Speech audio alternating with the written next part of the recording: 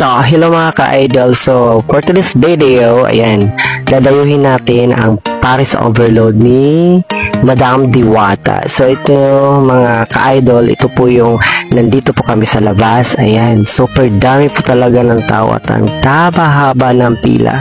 So, pumunta po kami dyan is 9 PM. Alam nyo, nakapasok kami dyan sa loob na is mga 11 PM. So, bali yan ang tao na kumakain na at nandito sa gilid ay puro nakapila pa yan. So, ito yung nasa loob na kami, almost 11 PM na kami dyan nakapasok. Nakapasok para kumuha ng kanilang card at magbayad ng aming kakainin. Super dami talaga ng tao. So, Diwata Paris Overload Part 2. So, yun? Galing ako ngayon dito kay Diwata na naman para i-confirm kung talagang onti na lang talaga tao kasi isang beses pala pumunta doon.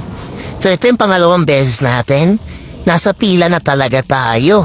So umorder ako ng Paris Overload niya worth 100 pesos.